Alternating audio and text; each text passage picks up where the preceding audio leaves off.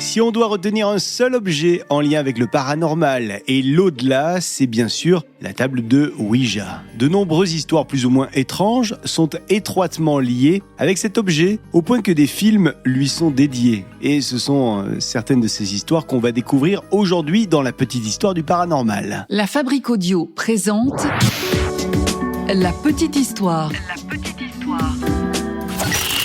www.lafabriqueaudio.com. Salut tout le monde, bienvenue dans un nouvel épisode de la petite histoire du paranormal. Moi c'est Florent Mounier et je vais vous narrer cet épisode écrit et mixé par Sébastien Girard. Avant de commencer, merci à vous de nous suivre. Vous êtes de plus en plus nombreux, ça nous fait plaisir. Vous nous écoutez via votre appli de podcast préféré. Et nous, aujourd'hui, on remercie Castbox pour nous avoir mis dans sa sélection éditoriale. La petite histoire fait donc partie des podcasts préférés de Castbox. Allez, aujourd'hui, on se penche sur un classique du paranormal, la table de Ouija, censée permettre la communication avec des esprits. Vous êtes maintenant ici, et quoi qu'il arrive, vous ne pouvez plus reculer. Les origines de la table de Ouija remontent à l'âge d'or du spiritisme et, pour être plus exact, à l'année 1890. En effet, c'est cette année-là qu'un homme, Bond, Elijah Bond, un avocat et inventeur américain, invente la table de Ouija. Alors pour le nom, Ouija, la légende raconte que lors de la première séance de spiritisme pratiquée par la belle-sœur de Elijah, celle-ci aurait demandé aux esprits quel nom ils voulaient qu'on donne à cette planchette. Les esprits auraient indiqué les lettres O-U-I-J-A. La belle-sœur aurait alors demandé quelle était la signification de Ouija, ce à quoi les esprits auraient dit « Bonne chance ». Le ton est donné, clairement. Alors spiritisme, oui, mais capitalisme surtout. Oui, parce que Elijah s'associe très vite avec Charles Kennard pour fonder la Kennard Novelty Company, une entreprise qui est créée à Baltimore, aux États-Unis. Et c'est en 1891 que cette entreprise va déposer le brevet de la table Ouija. En 2 ans, c'est pas moins de 6 usines aux États-Unis et 1 usine en Angleterre qui vont ouvrir pour produire, entre autres, des tables de Ouija.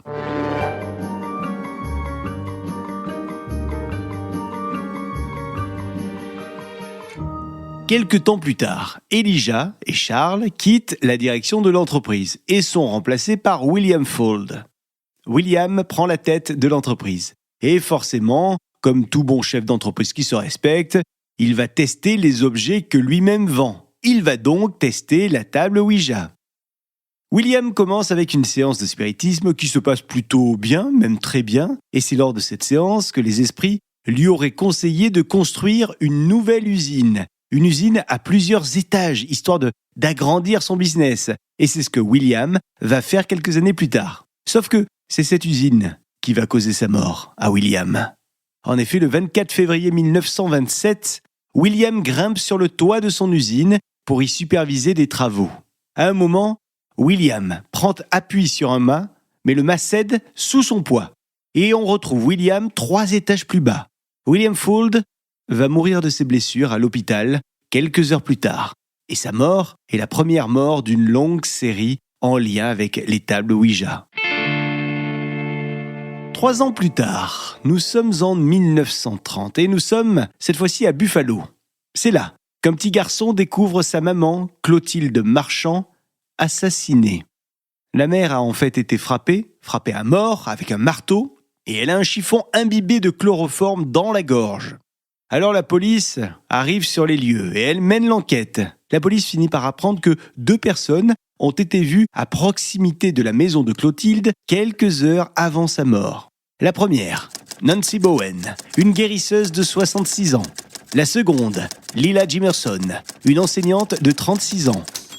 Le hasard veut que quelques mois plus tôt, Bowen et Jimerson avaient ensemble utilisé une planche Ouija pour contacter l'esprit du défunt mari de Bowen qui était décédé plus tôt. Lors de cette séance, l'esprit avait accusé Clotilde d'avoir tué le fameux mari. En fait, les choses sont un petit peu plus compliquées que ça. Écoutez bien parce que c'est les feux de l'amour, concentrez-vous. Jimerson avait en fait une liaison avec Henri Marchand, qui était donc le mari de Clotilde Marchand. Du coup, Jimerson s'était mise en tête qu'il fallait qu'elle manipule Bowen, histoire que Bowen finisse par tuer Clotilde, qui était pour Jimerson une ennemie. Vous avez compris ou pas ? Bon, au final, Jimerson, qui avait donc manipulé Bowen, a été acquitté. Et Bowen, qui avait tué, elle était donc coupable, a été libérée assez rapidement. Voilà pour cette histoire, mais attendez, il y en a d'autres, puisque 3 ans plus tard, on est en 1933, nous sommes dans une ferme de l'Arizona, et une adolescente de 15 ans va abattre son père de 2 balles. L'ado assure aux policiers que c'est sa défunte mère qui lui a ordonné de le faire, en communiquant avec elle au travers d'une table Ouija. Allez, une autre histoire autour de la Ouija. Vous le verrez, celle-ci est vraiment digne d'un scénario de film de Tarantino. Nous sommes en Floride, en juillet 1987. 4 potes, Bunny Dixon, Anthony Alan Hall, Daniel Bowen et Elizabeth Town sont réunis autour d'une table de spiritisme. Et c'est la Ouija qui les aurait tous incités à aller tuer un motard juste pour, je cite, financer un voyage en Virginie. Le plan est le suivant. Dixon et Towen vont simuler de faire de l'autostop et ils vont piéger le motard. Hall et Bowen vont quant à eux surgir de derrière pour voler le motard, l'attacher et le transporter vers un endroit isolé. Au passage, ils vont voler le motard pour $120. À peine $120. Oh, mais c'est pas grave, parce qu'ils vont ramener le motard dans un trou paumé, et c'est là que le groupe va mettre à mort le motard, tout simplement. C'est Hall qui l'a abattu, ce motard. Hall va être condamné à mort. Un vrai scénario à la Tarantino, je vous l'avais dit. Vous en voulez une autre d'histoire ? Nous sommes en février 2001. Carol Sue Elvaker va tuer son beau-fils après une séance de Ouija lors de laquelle la planche a déclaré que le beau-fils était, je cite, « corrompu par le mal ». Carol a donc écouté la planche Ouija et a poignardé son beau-fils pendant qu'il dormait. Elle a aussi tenté de tuer sa fille de 10 ans. Heureusement, la petite a réussi à désarmer Elvaker. Elvaker s'est enfuie dans une forêt, mais elle a rapidement été retrouvée par la police pour être arrêtée et jugée irresponsable de ses actes. Et d'ailleurs, à l'heure où on se parle, Carol est internée dans un hôpital psychiatrique.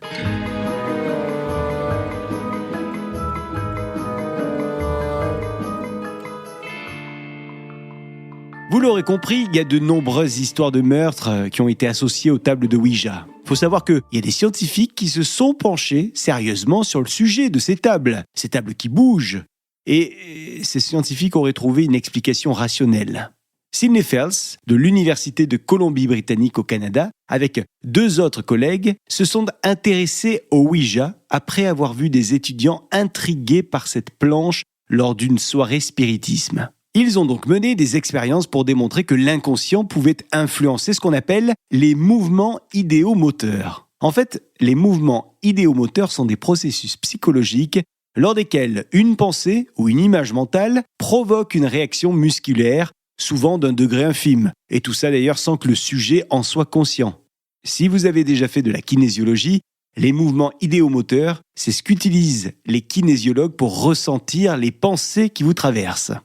Bon, quoi qu'il en soit, aujourd'hui encore, vous pouvez vous procurer assez facilement une table de Ouija, puisqu'elles sont commercialisées par différentes sociétés, on peut facilement les trouver. Mais comme on dit, à vos risques et périls. Voilà pour cette petite histoire du paranormal autour de la table de Ouija. Dites-nous d'ailleurs si vous avez déjà vous-même pratiqué le Ouija et si d'après vous c'est plutôt votre inconscient ou l'au-delà qui communique lors de ces séances de Ouija. Bon, moi je vous donne rendez-vous la semaine prochaine pour une nouvelle petite histoire. Salut. La Fabrique Audio présente La Petite Histoire. Vous souhaitez devenir sponsor de ce podcast ? Contact @lafabriqueaudio.com. Avant de se quitter, je veux juste vous rappeler que La Fabrique Audio produit d'autres podcasts, comme par exemple Les Aventuriers, un podcast autour du monde de l'aventure, des voyages et de l'expatriation. Et nous venons de réaliser un épisode spécial autour de l'échange de maisons qui, à mon avis, peut vous intéresser pour vos futures vacances. On l'a enregistré depuis une agence de voyage éphémère, Home Exchange, située dans le quartier du Marais à Paris. Vous vous souvenez sans doute du film The Holiday dans lequel on voyait Cameron Diaz et Kate Winslet échanger leur maison sans se connaître. Eh bien, c'est un petit peu de ce genre d'expérience de vacances dont on parle dans cet épisode des Aventuriers avec 2 invités, Emmanuel Arnaud, le président, directeur général de la plateforme Home Exchange, leader mondial de l'échange de maisons, et puis Camille, une voyageuse qui adore faire de l'échange de maisons membre Home Exchange depuis 6 ans et 63 échanges à son actif. Les Aventuriers est un podcast de la Fabrique Audio en partenariat avec TV5 Monde, à écouter sur toutes les plateformes d'écoute de podcast.